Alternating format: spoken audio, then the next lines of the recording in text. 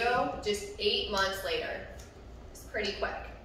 Which brings me to the second question that I'm always asked. So, did you know he was the one right away then? Well, I'll answer this the same way that I answered it in my wedding vows, by reading you a little snippet from the journal entry from the week that I met him. My trip to Jamaica was actually amazing. I met someone on the trip, and not that I can actually say this out loud, because that would be creepy, but I'm 1000% sure that he's the one, and I've never experienced that before. I can't really say why, I'm just so positive that it is, so much so that I think I've told every person about him. Mike proposed just 2 years later, right smack dab in the middle of COVID. At the time, during COVID, when all the weddings were getting switched around, I remember thinking to myself, if my wedding had to get switched, I think I'd be a chill bride. And that was when the universe said, we should test her. Just kidding. I don't believe that we get tested in life, but I do believe that through every single challenge, we have an opportunity to learn a lesson. And boy, was I in for a lot of lessons. Now, even before we got engaged, we always wanted to get married in Ireland. My parents were not happy about this due to the never-ending COVID saga, naturally. This brought my stubbornness to a whole new level.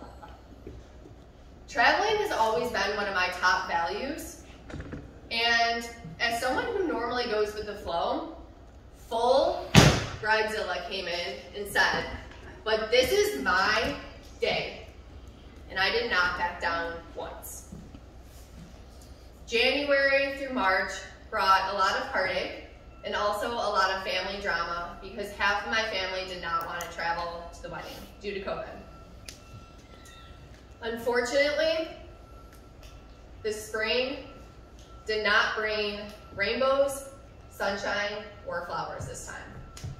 It brought my mother's breast cancer diagnosis. She was told that she would have to get surgery 3 times in the months of April and May. The doctor said that she and my dad definitely would not be able to go to the wedding.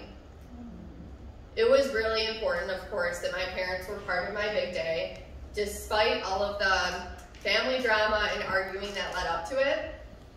So, instead of riding this emotional roller coaster 1 time, I set out to ride it 2 times. I would plan 2 weddings. The week before Ireland, we got married in Chicago. It was immediate family only, all 30 of us. Mike and I are both 1 of 5, we both have 4 sisters, and in hindsight, our original plan was to get married at the courthouse before San Diego, and I wouldn't have done it any other way. It was really special having our family there, having my dad walk me down the aisle, and having both of our families just in one place together before the craziness begun in Ireland to get to know each other more. Just 2 days after the Chicago wedding, the week before Ireland, I remind you, my mom got a second opinion. The doctor said that she no longer had to have surgery the week of the wedding, and she would be able to come to Ireland. We were ecstatic. It was one of the best weeks, so much fun, packing for Ireland, getting ready. We were all excited to leave that following Saturday. So Saturday comes. I'm at San Diego Airport, drinking my margarita, high on life. My family's coming to the wedding. What more could I want at this point?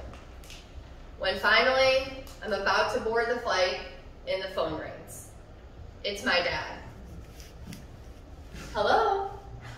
Hi, Nora? I have some bad news. What? Did you know about the 6-month passport rule? Yeah, why? Well, my passport expires in August. They just turned me away at the gate. We can't come. Clink. I was heartbroken. I shed a few graceful, gentle tears, and then I made a promise to myself again that I wouldn't let the news ruin my trip.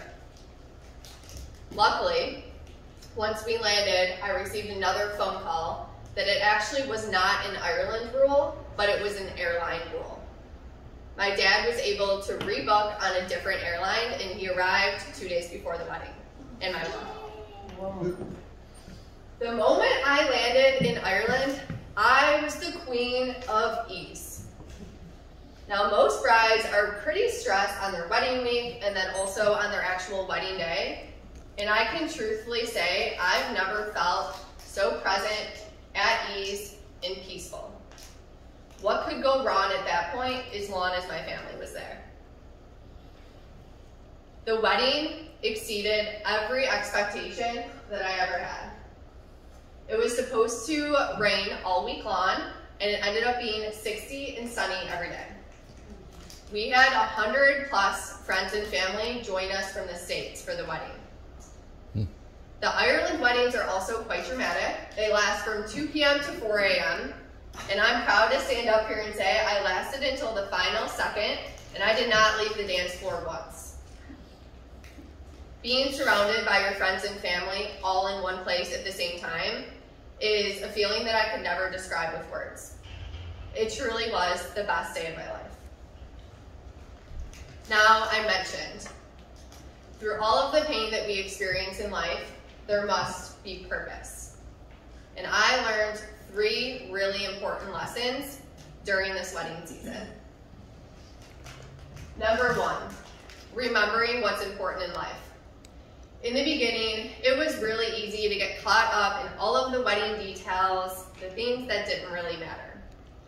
Once we received my mom's cancer diagnosis, it really put things into perspective for me about life, but also about what's important in a wedding. What I came to realize pretty quick is what's important is the love and the relationship that you're celebrating, the friends and family that surround you on that day, and of course, how much fun you have. Number 2, letting go of control and trusting the process. I learned a lot about myself during wedding planning. I learned that I'm more of a perfectionist than I like to admit, and that I have a micromanaging problem and also a delegating problem.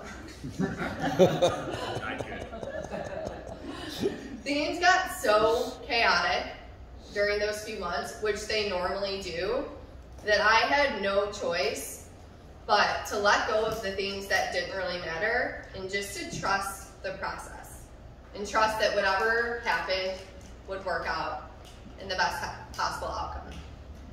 Number 3, there's power in asking for help. I'm sure many of you can relate to this, but I realize that much of my confidence has always come from really doing it all. So it's normally been pretty hard for me to actually take a step back and ask for help. Again, I was so busy the past few months that I had no choice but to ask for help. And Mike's family really stepped up to the plate fully. My family, of course, was so grateful because they had a lot going on during that time, and I truly believe that it ended up bringing our families much closer together.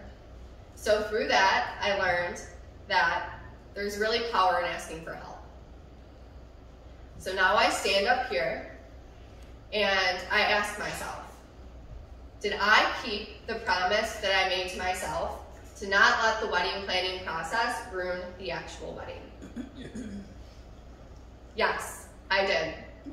I had 2 amazing weddings, and they were both well worth the emotional roller coaster ride. Thank you.